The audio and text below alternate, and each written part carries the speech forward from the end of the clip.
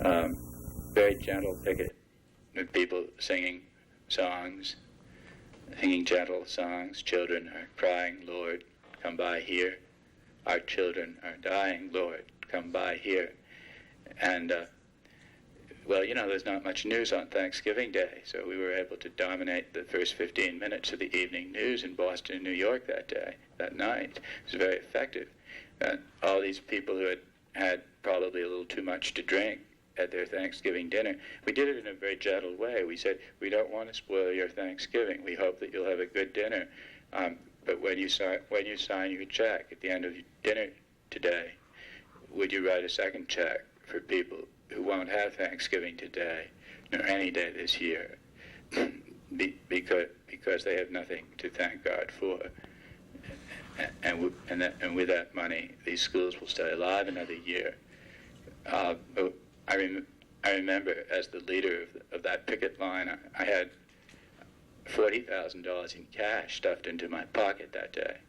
Imagine that. We found out that the Thanksgiving dinner, the dinner service at the Harvard Club of Boston, which is another fancy place, was only 4 blocks. It's only 4 blocks away, and that was 2 hours later. So we were able to hit them both, actually. And we found we got more money from people coming out than going in, because after they'd had a bit to drink, people were more generous. I remember one man came out of the Harvard Club and just kept shaking his head and saying, "What year is this?" I remember that very well. Well, we got enough money, so all those schools stayed open that year, and 2 of them are still functioning today. That was in '73. I think that's a good example of in that case, of a real nonviolent civil disobedience. Maybe you could call it uncivil disobedience. Those kids sitting across, several mothers and fathers wrote to me personally and said, I hope you realize that you ruined Thanksgiving dinner for us. Nobody ate. None of us enjoyed our meal. Here's a check. we thought that was all right. Ruining one meal a year, it wasn't that bad to keep our schools alive.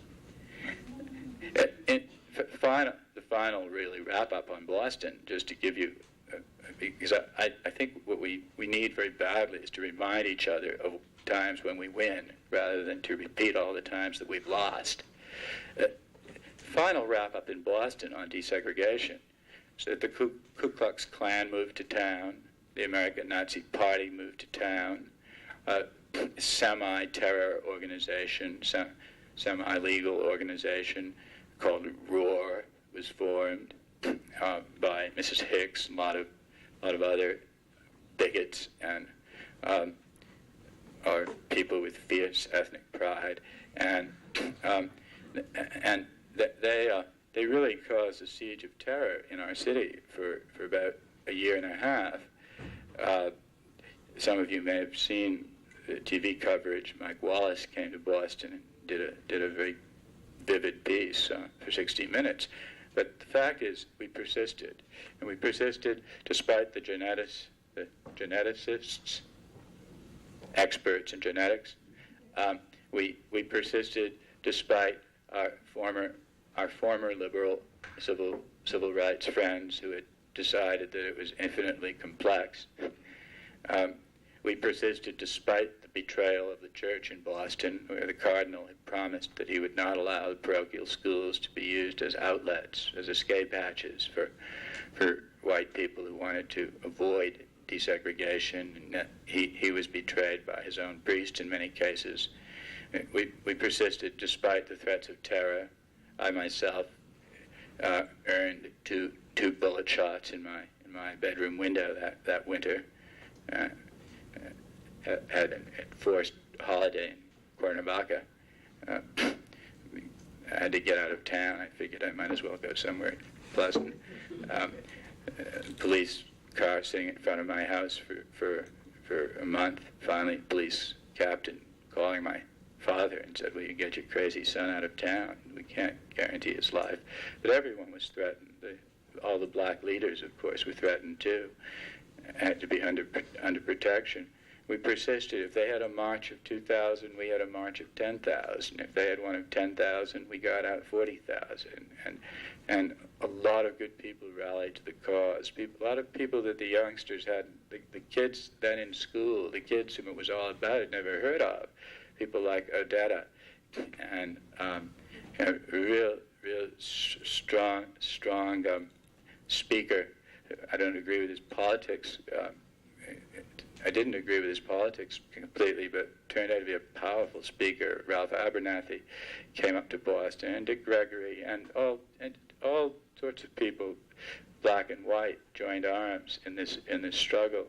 And there were all types of splinter groups. I mean, every political group you've ever heard of. The Socialist Workers' Party was involved in it, and so we're just straight, old-fashioned liberal Democrats, and we learned not to aim our rifles at each other, not to be vindictive towards each other, not to wear each other down by malice. I think one of the most destructive things in these kinds of struggles is when we turn against each other, and it happens all the time. It seems sometimes in a movement the only way you can avoid getting attacked by your colleagues is by doing things poorly.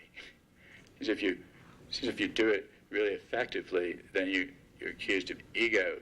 What is it? Ego tripping, power tripping. Somebody once said to me, when I go to meetings now, I develop a stammer on purpose, because if I speak too well, people will accuse me of ego tripping. So I try to make it a little clumsy. But the thing is, we got all these different groups together, and the fact is that we did win. We didn't win an ultimate battle to transform our schools into places in which children would no longer be subject to the indoctrination of the state. I'm talking about the public schools now, not the alternative schools. We didn't win the battle to get rid of every racist teacher in Boston. We didn't win the battle to break the back of a patronage system in terms of principles and things like that. But we did win one big battle for which people in the United States had fought for 25 years. Well, some blacks might say for 300, but legally for 25. And in Boston, something we'd been marching for and crying for and fighting for 15 years. And we fought persistently and refused to give in, and we won. And Boston now has a successfully desegregated school system.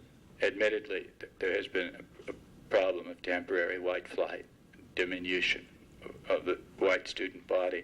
But for the white and black kids who remain in that school system, it's not only an ethical experience merely to go to school with kids of all backgrounds together, Chinese and black and white and Hispanic kids together, sharing their own cultural experiences with each other is very moving. If you could see what I and my assistant partner, Tisha Graham, who's here today, is going to do a workshop this afternoon. If you could see what we've been seeing lately, you could cry sometimes because we fought so long for this, and even with all its failures, all the things that went wrong, and all the things that have to be changed, and all the things we're still going to fight to change, we desegregated Boston, and we drove the Ku Klux Klan out of Boston, and people don't go to Mrs. Hicks meetings anymore. In fact, they threw her out of office, and they threw out the bigots from the Boston School Committee.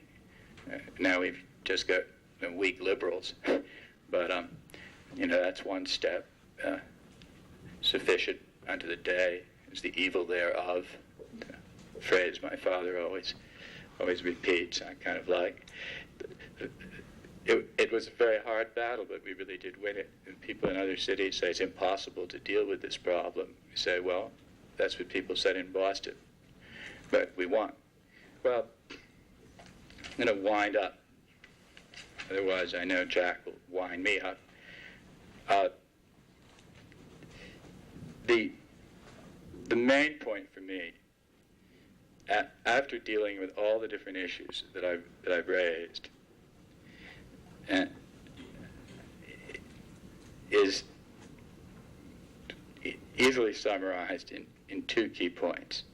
One is not to waste our malice on each other. And that, to me, seems the most important. More alternative schools have died from internal decimation and cruelty to each other. Nitpicking and vindictive attitudes towards the headmistress or headmaster or whoever you appointed to run the place, towards each other. One parent group against another parent group, this sort of thing. More schools have died from internal decimation, in my own opinion, than from financial starvation. Now, that may not be the case right now in Chicago, but historically in the United States in the past decade, I'm quite confident that's true. And I don't like to admit it, because I worked hard to try to develop the concept of alternative schools with other people. But I've seen more of them die. And right in Boston, the only school of the 3 that I described, the one that did folded not because of lack of money. It folded because of cruel political infighting within the ranks. And it wasn't black against white usually. It was always a matter of personality types. Sometimes I used to think that God decided to punish the alternative school movement by giving us all the most cantankerous, mean-spirited, impatient people that he could find. Just went around one day and he gathered them up and gave them to us as a gift. That doesn't sound very kind of me. I said there were 2 points, and the other point I wanted to wind up with is this. It seems to me essential that we be willing in fighting these kinds of battles, whenever we have this option, to break down a big struggle into manageable pieces, into something that's small enough so that we can handle it. It really is useless walking around talking about the military-industrial complex or divestiture or Allende. I mean, what the hell can you do about Allende now? We can prevent the next one, maybe. The next is a political assassination of that kind. Probably we can't. Probably that's beyond us. What we can do is stuff in our own neighborhoods, in our own blocks. I like a phrase which grew up during the civil rights movement, really during the early part of the free school movement in Boston. The phrase was, battles big enough to matter, small enough to win. And I think that's, an ideal motto for the type of struggle that we're involved in. Big enough so it counts, but small enough so we can see it, so we can understand it, so we can break it down, and so it seems to us conceivable that we can handle it. As it doesn't seem like a mountain that you could never climb. This to me is is a very important point, because there are a lot of people who will look at you and say, what you're doing doesn't count enough. It only involves 100 kids. What you're doing isn't important enough. It only involves education, and it's the whole social system that has to be changed. Well, that's nice, but where's Che Guevara? If he were around, and one were not disposed to nonviolence as I am, then maybe you could change the whole social system. But in the meantime, how about changing the lives of 100 kids?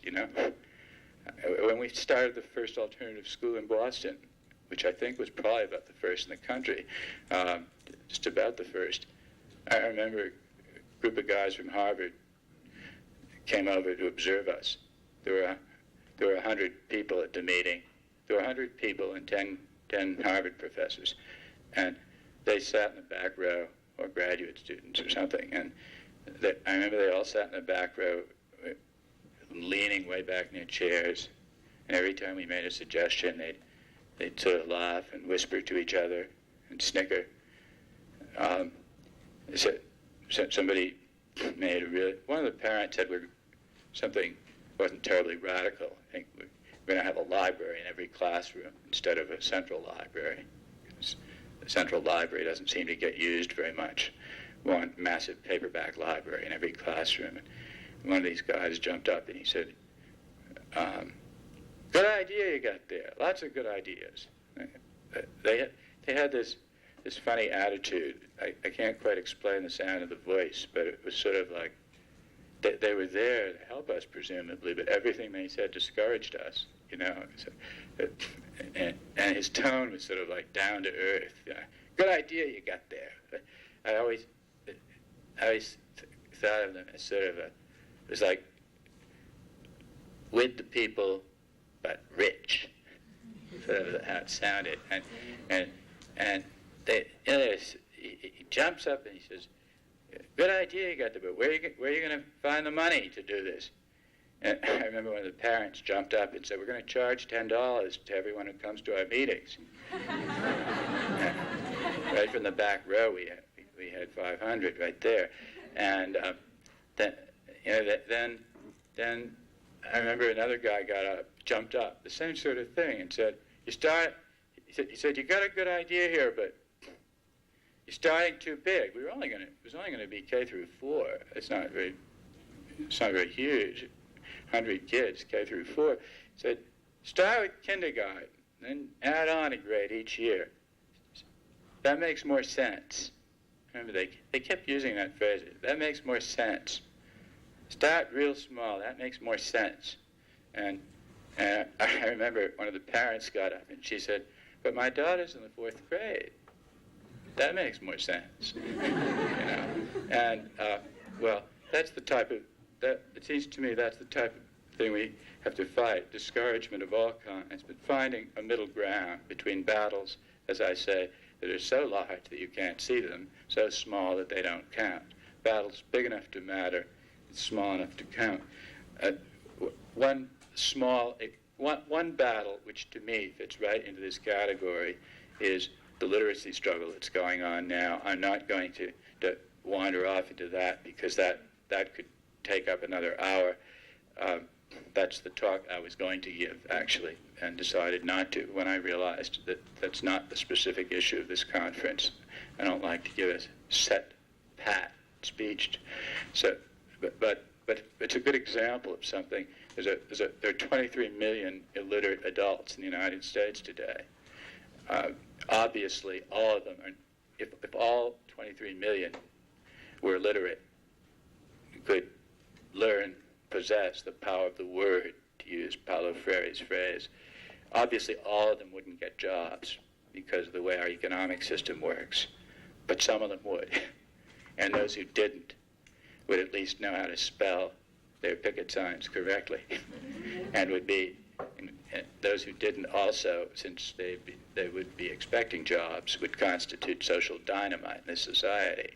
For the first time, we would have not simply an underclass, but an underclass of the empowered poor, of the vocal poor, or the literate poor, and therefore the effective poor, people who would lobby for themselves and wouldn't need other characters like me to speak for them.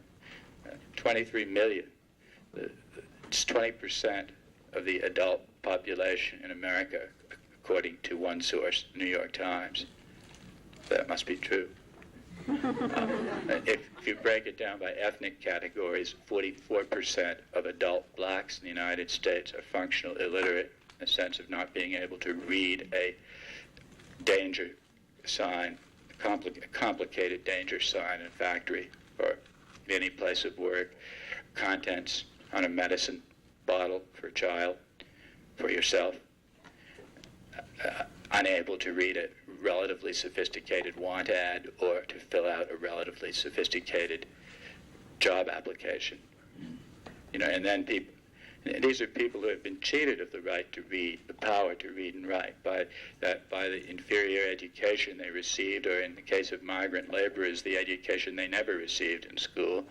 Then you have fascists like Moynihan saying these people are lazy and don't want to work. They can't even read the want ads. 44% of blacks, black adults, illiterate. 56% of people of Hispanic surname, functional illiterates. These are intolerable, unacceptable statistics for us to live with in this country. This is a good example of a battle that's big enough to matter, but small enough to win. I'm not going to go into details about it. I've just written a little book about it, which will be out next spring, called The Servitude of Silence, Seabury Press. Don't forget to go out and buy 6 copies. Be out in April. But there is one thing that's being done about it right now, which is that one politician, perhaps the sole person in the Senate whom I have admired and still do trust, namely George McGovern. Hope I don't lose everybody's friendship and loyalty for admitting that there's one senator whom I admire, but he's one I do. McGovern has just introduced legislation which has lots of problems with it. He's had to line up right-wingers to get support. He had to get Senator Dole to co-sponsor it so that he could get it through committee, all sorts of stuff.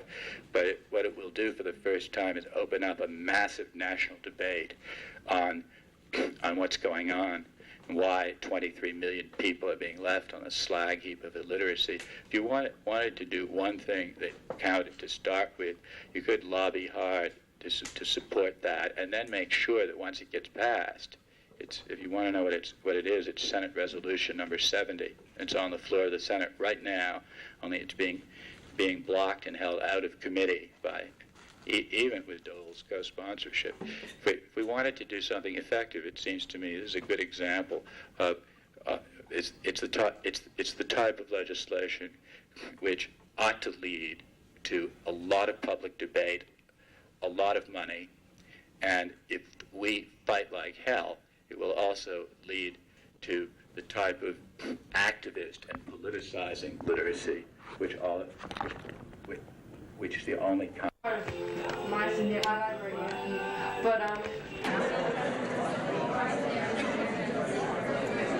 It's Herb Kohl, and that's Elliot Wigginton, and he asked me to start. We have been talking to each other for the last couple of days and had promised each other that we'd decide how we do this, but we never did. So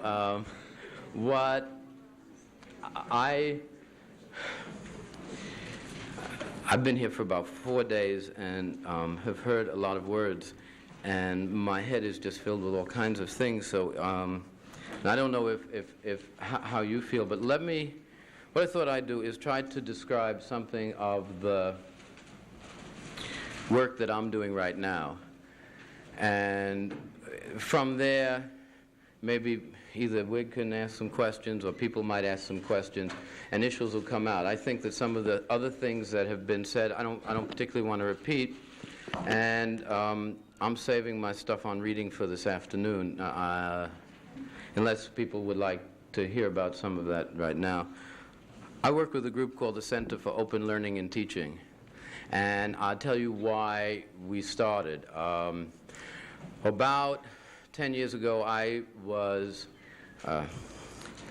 about 15 years ago, actually, almost 20 years ago, I was working in the New York City. It's funny, time I feel, time has passed so fast, I find it very hard to believe. I was working in public school in New York, in Harlem. Some of you might have read about it in that particular class that I wrote about in 36 Children. And after, it took me 3 years to learn how to teach well with any confidence. It took me that time to really get my sense of who I was because that's what it really was in the classroom. And to get the guts, it was very funny. I almost like did a strip tease over those 3 years. When I first went into school, I was Mr. Kohl in front of the classroom with a suit and a tie and all. I think it took me a year to take my jacket off, and another year and a half to open my tie up, you know. And what's really funny, when I was in New York about a month ago, I saw some of my old students, some of the kids some of the 36 kids, and they're now 28, and we've known each other for 17 years, just about, and they still call me Mr. Kohl when they're not thinking about it. And I keep on saying, you can't do, they called my wife Judy, and they called the kids by the first name, but that Mr., that formality of the institution, that kind of blending me in with the chalkboard, they still haven't been able to undo it unless we get a little high together. Anyway, what happened was that as I began to teach and feel very confident and be very excited by what I was doing, I made the rather foolish mistake of trying to tell other people how wonderful the children were.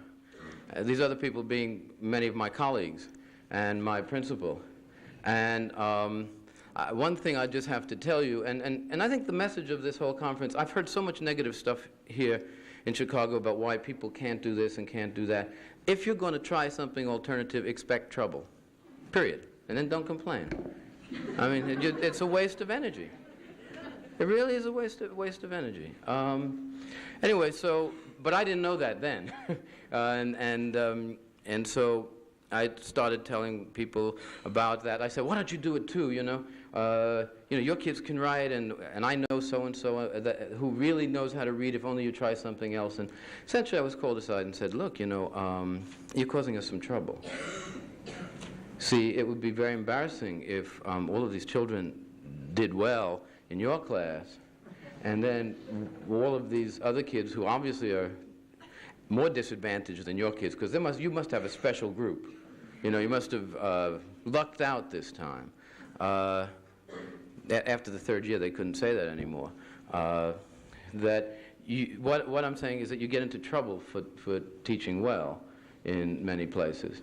And what happened is I started going out into the halls, and as I got to and I became very involved with the parents of my students and with their brothers and sisters and with the community, and found myself doing all kinds of strange things. At nights, my wife and myself were teaching a group of adults how to pass civil service exams, because someone said, if you can teach my kid how to read, there's no reason why you can't teach me, because I'm smarter than my kids, you know? And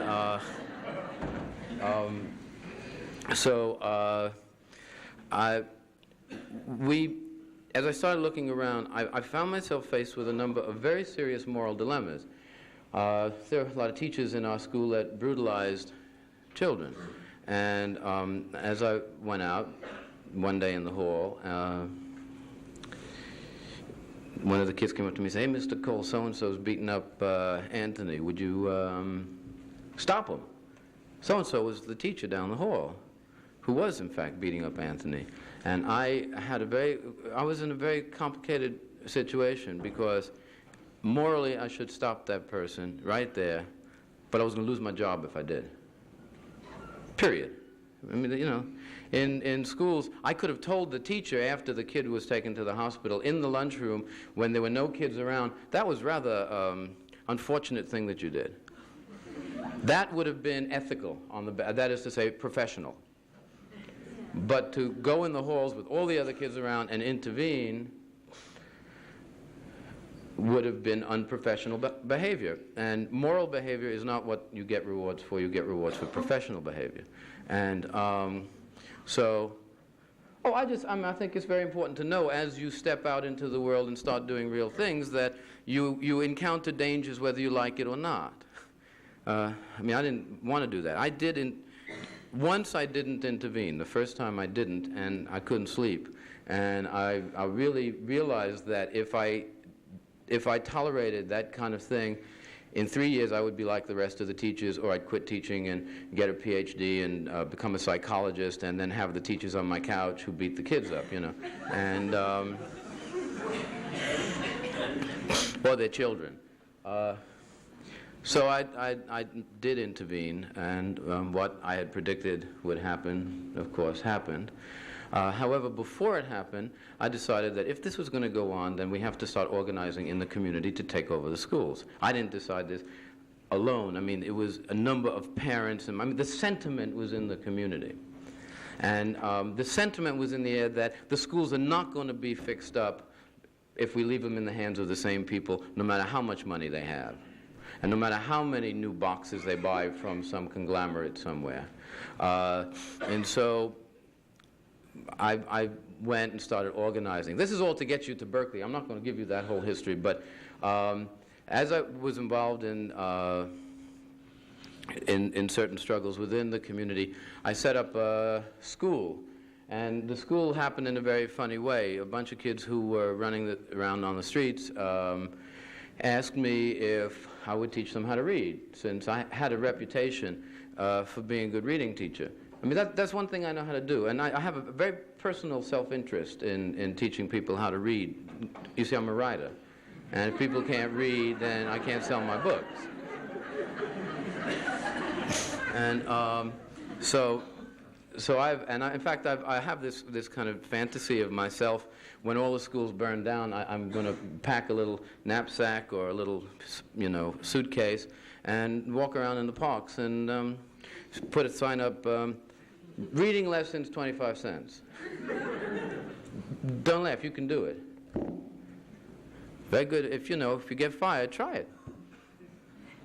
It's a way of surviving and serving people at the same time. And by the way, that's all you really need to teach a whole bunch of people. It can be fitted in a little box. Anyway, so we didn't meet in the park because the park was a little bit disruptive, but we met in people's apartments. And then eventually we moved to a storefront and all. And so I was knocking on the doors of all these foundations. In New York, I went to Ford one day and Carnegie the next day and so the next day and all, asking for support for this little storefront learning center that was beginning to develop. And in a funny way, something that Miles Horton said yesterday really struck me as probably one of the structural elements of my own life, is I didn't set out to do all of these things. It was how I responded to the experience that happened to me. I didn't plan to teach writing in a certain way in my classroom. I did. I was just fortunate enough 2 years later to think about what happened and then try to put it together in ways to make it useful to other people. So all the foundations said, no, you're just a punk on the streets, and if you had a PhD from Columbia with a tenured appointment, we'd be delighted to give you $500,000 to study someone who's doing what you're doing now. But we have no money for operating funds, And so after a couple of years, I became involved in a struggle at IS-201, which was an intermediate school in Harlem. It was a school that is very important to know, and there's a lesson of this particular thing too, I think. IS-201 was a school in the middle of Harlem, which the Board of Education promised would be the only desegregated, integrated school in New York City. They promised it would be completely integrated, it would be a new plan, even air-conditioned. And after struggles for many, many years, I was at the meeting. I remember Mayor Lindsay was there and Donovan and all. And well, by the way, you've got to realize what a joke this is. Here's a school that is surrounded by 550,000 black people and 250,000 Puerto Ricans. And they're going to, and the nearest whites were across the East River. Okay? And the Board of Ed swore they were going to desegregate it. They came up with their desegregation plan. The plan was that the school was to be 50% black and 50% Puerto Rican. And at that point,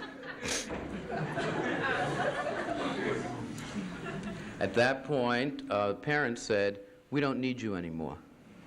We'll take over our own schools. I mean, you've talked to us for 10 years, you've wiped out a whole square block in the community, you've built this bogus school, you've built it without windows, so that, and liberals have a funny way of catching themselves. One of the parents asked the superintendent why they built a school without windows, and he said, so your kids won't have to see their neighborhood. So, you know, I mean, the question was, how insulted can people be before you have to say, go away, get out of the community, goodbye, we can run it better than you. If we started with nothing, we can run it better than you. And so the parents did take over the school and in many ways still control that the school board is trying to prevent them, but it is still one of the locally decentralized school districts in New York City. Well, in that battle, a number of the people who were involved, a number of the parents asked me if I would like to work for the parent board, and I think any of the progressive teachers in this audience, it's conceivable you might face that. And I said, yeah, I'd love to do that. I said, I want to write the picket lines, I want to run the picket lines, and I didn't quite say it that way, and I want to teach the kids, and they said, no, we want you to read the proposals and write the proposals. That's not a romantic job. I was so disappointed. You know, I mean, I wanted to be the center of the struggle, and here I was really asked to serve the struggle with skills that I had acquired in college that I could do very well. And I learned at a certain point that that was the best thing that I could have done, and the only thing that I could have done, because it is the only way in which I learned to work for the parents, rather than to pretend to be part of their struggle or part of them. I worked for them, and in fact what happened is I said, I'll even volunteer my time, you don't have much money, and my friend David Spencer said, Herb, I'm going to pay you, because the only way in which I can make you responsible to me is by paying you. Okay? And I said, all right. I mean, and I think that often one has to learn that when you're involved in certain struggles, what role you yourself play may not be the role that you want to play, especially if you're working in a community that is defining for itself the nature of the struggle. At a certain point, right after being involved in that for several years, I then left for California for rest and recreation, and also because the struggle, well, there was a very concrete and specific reason. The struggle was for black parents to take, and Puerto Rican parents to take control of schools that served all in black and Puerto Rican children, and then a couple of people turned around and asked me if I would consider being one of the principals. And I figured I'd better get out, because I was party to that struggle, and just because people became to like me on a personal level, I would negate the struggle if then I came in and said, yeah, because I would be the man. I would be doing the same thing all over again. So I just left. And it was very hard because, it'd be nice to have a community control school and be principal and do all that stuff with people whose kids you know, but that wasn't the point of the struggle. Anyway, at that point, this book, 36 Children, came out. Books never come out the year you did it. I just think it's very important for you to understand that by the time 36 Children came out, I'd already lived 5 more years of very many complicated things. And so I remember, and I have this terrible inability to reread my books. You see, I may not like them, and I can't do anything about them. You can't have your children born twice. And so 36 Children came out and was received somewhat well, and all of a sudden I became an expert. And so Carnegie came to me, the same people who turned me away for all the money, said, Herb, we want to give you some money. I didn't want any money at that time. I didn't, I didn't want to. They said, oh, come on, take the money. And I just have to tell you something my father told me, and my grandfather told, actually this comes from my grandfather, who was in the Framers Union and the old working man circle thing. He says, if anybody offers you money, take it and use it in whatever way you can, but use it honestly. And that's, so I remembered that, and I said, well, all right, what do you want me to do? They said, we'd like you to train teachers. I said, I don't really know what that means. If I can define what training teachers means in any way that I see fit, and give you a dollar-by-dollar accounting. But I happen to be fiscally enormously conservative. I just say that's terribly important to make sure that you have everything tight when you're doing dangerous work. And it's very important. You can't be slipshod and careless. You're going to be in trouble. And but unnecessary trouble. You're going to make trouble for yourself, is what I mean. Anyway, and so what happened was that Carnegie gave a grant to myself, and they said, oh, by the way, we failed to tell you someone else also has the grant. It's for 2 of you to work together, because we decided you'd be a good match. And it happened to be this man, Alan Capro, who was a happener, an artist, and he did happenings and all. And it seemed a little bit crazy to me, but on the other hand, in some ways, most of my life has been some form of happening, and I figured, what can I lose working with an artist? I mean, I have to gain something. And so we worked together for a year, and went to the University of California, Berkeley. And this is really something that's incredible to me. Political education, you can have some ideology, but it's in the particulars of the workings of the institutions that you really learn what things are all about. For example, the University of California, Berkeley was offered this money by Carnegie and was offered its 30% overhead. And they turned the grant down. They said that we don't want your money. The University of California, by the way, has produced every single atomic weapon that has ever been produced in the United States. It's been designed at the University of California, Berkeley. University of California, Berkeley's Livermore lab does research on gas warfare and germ warfare and all. Have a several billion-dollar budget. So they turned down poor Alan Capro and myself because I later found out of some anti-war connections that I had, not hidden from anybody. And so we went to a few other universities, and they all turned us down. That's a club, They all talk to each other. And so I went to the Berkeley Unified School District because I'd just written this book, right? Not because of anything that I happened to have been at that particular human stage in my life. And the superintendent, who was Neil Sullivan at that time, said, "Sure, Herb, come on in, we'll take the grant." And I later found out why. He had already taken the job as State Commissioner of Education in Massachusetts, so that he wouldn't have to be there when we came into Berkeley, you see.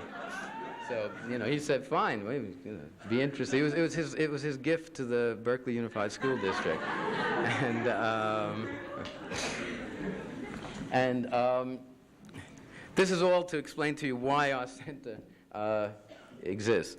And so desegregation had just taken place in Berkeley. A characteristic of a city like Berkeley, by the way, Sullivan and some other people in Berkeley had written a book in June of 1967 called The Buses Roll. The buses didn't begin to roll till the next September. They'd posed a bunch of kids next to buses and all, and talked about what a glowing success the experiment was and all of that nonsense before it ever happened. And there was an office, which was, it was a magical place. It was on Grove Street in Berkeley, and it was a room where all the desegregation in Berkeley was planned. It was a storefront, old real estate office, and there were 4,000 maps of the city of Berkeley. I happen to be a map freak. And you go into a place, and there are color-coded maps, and there are maps with all the district lines drawn, and there are maps that just rolled up in the corner waiting to be, if they had another form of D-something, they would use those maps. And the first thing that struck me, which is just wonderful, is that Berkeley is part black, part is in the district, the kids are about 40% of the kids are black, about 10% are Asian, about close to 10% are Chicano, and about and Latino, and about 10% are Anglo or white. And on the map, there was purple, orange, blue, and green. See, that's their way of dealing directly with desegregation. And then you had to go to the code underneath. Black equal green, Asian equal purple, white equals yellow. And you wonder why the kids are confused in the schools, right? I mean, Anyway, we went into that storefront, and Alan and I, who eventually turned out not to be very compatible with each other, decided to make a public announcement that we would do teacher training events, happenings, whatever, once a week. Yeah, the idea was to say, anybody who wants to come and we'll do something, we won't tell you what it is, and it'll get you to do something. The first thing we did was what we call catharsis. We went to the school district, and we took all the old Dick and Jane readers, and we let the teachers tear them up. And it was this... And then what we did was we asked the teachers to make the kind of readers or the kind of books they would like to have for their classes. And I still have a lot of them. They're marvelous. It was this really crazy thing of here a bunch of teachers who, in some sense, were in the process of freeing themselves through that, of their own victimization. You know, because they had to use those books, they had to impose them, they felt they had to impose them on the children. Anyway, what happened is a bunch of kids broke into the storefront once. And the storefront, like I said, was filled with, they may have thought we had typewriters or something, it was filled with old maps of Berkeley. And if they wanted them, I'd sit down and show them where they lived and where the storefront was and how to get from one place to another. But I said, stay. You know, you got nowhere else to go. Come on, stay. I'm a teacher looking for a student. And so some of these youngsters who were in and out of Berkeley High were kind of on the fringes of Berkeley High School. You know, they weren't quite dropouts, but they really didn't stay in the school. They left when they felt like it. They went back on a whim, and really fine young people. And so they came, and then I taught a class in junior high school in creative writing. Again, like I said, I had the itch to teach again, and work with young people. And so I asked if I could teach a class in writing at one of the local junior highs. Something, though, had come over me personally since the time I left New York and the 6 months I spent in Berkeley. And that was a visceral incapacity to teach in a public school classroom in a junior high school. I mean, I couldn't do it in that room my first class was in the room, and they said, look, keep your kids quiet, because there's a class going on next door, and don't let them run in the halls, and don't erase the chalkboards, because then the next class might not know their assignments, and I guess the teacher might forgot what had been written. I don't know what it was. And so I said, you bought a lot of buses recently. Could you do me a favor? We'll use some of the Carnegie money. Why don't you take a bus and have the kids come to the storefront? We'll do writing there. So I started working with a number of junior high school kids in writing at the storefront. This was in 1968. And then during our teacher training sessions, we began to get known as a place where teachers could talk about the real struggles in their lives. It was simply a place for teachers to come and talk about teaching. You know, teachers don't have that opportunity to talk about their work. Generally, what teachers do is they go into the teacher's room and you avoid talking about that. At the faculty meeting, you don't say anything. And in the union meetings, you're talking about dues and pensions and whatever. And so we were getting to be known as a place where pedagogy, the specifics of everyday work in the classroom, could be discussed. And then we got, naturally what had happened is some teachers who had taken risks, who had been recently fired, started hanging around the storefront. And then what really happened was that a school happened to us. That's nice. So we went. They said, why don't you take it up with the assistant superintendent in charge of insanity or something? And we went to the assistant superintendent, and we went to the assistant superintendent. And the assistant superintendent said no, so then we said, we'll go on over your head. We went to the associate superintendent, we were going to do it, you see, is what I'm telling you. And the associate superintendent said no, so we went to the superintendent said no. We had him say no in writing, by the way. Always, when someone turns you down, make it sign it on the line. Then they got to have the responsibility for turning you down. Don't take anybody's word for it when you're working in a bureaucratic system. Keep yourself a good file of all those things. Very important. Especially when you come before the school board and say, look, we went through the procedure. You can't say, take it up with the administration. Look, here's our letter to the assistant superintendent. Here's the response that we got. And if they won't sign it, you sit in their office until they will. Yeah, you've got to learn how to be militant. I mean, you have to learn that on a specific concrete level in terms of your own activity and something you are advocating and you need. I'll give you an example. The first time I was ever militant. Do you mind my going back in time to my first teaching job, which I don't think I've ever written about. I was at Teachers College, Columbia, studied with all these wonderful superstars at Teachers College, Columbia, got my teaching credential, and I got a job in February in a school on the Upper West Side of New York, a predominantly Puerto Rican school. That is, the kids were predominantly Puerto Rican, and the community was predominantly Puerto Rican. Okay, and not the staff. And that was a time when Spanish was prohibited in the school. And and if anybody's ever been in the middle of a school taking a class in February, you know that you got a bunch of kids who won the war for a certain part of the year, you know, and they had assumed that I was the enemy, properly so, by the way. Don't make any difference whether you're hip or groovy or anything, that if you're coming into a situation where people are oppressed, they should suspect you. And you should expect not being trusted. And the first thing that'll knock you out is if you come in and say, trust me because I love you. I say, oh yeah? Okay. My grandfather told me that don't ever trust anybody who isn't Jewish, and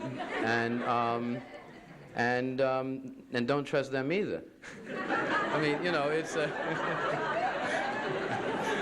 so good luck. You see, I was prepared for my career because of where I grew up. And so I was teaching, and I taught, I taught in school, and in this class, it was really crazy. And this is an enormously important thing for me as a teacher. I think probably one of the most crucial moments in my whole teaching career happened during that first time. This was before I was kicked out of that school. And what had happened was that my kids in my class were crazy. They look lovely. I mean, children look lovely to me. I look at people's eyes and their faces, and you know, I just, when I see something, it's fine. You know, I feel comfortable. But these crazy things were happening. Every time I said, everybody, it's reading time, 3 kids would fall off the chair. Oh, absolutely. You know, something would come flying across the classroom, and if 4 kids would go to, everybody had to go pee, as if there's some kind of mechanism that the word reading sets off. You know, it's a conditioned response. And so, it would happen day after day.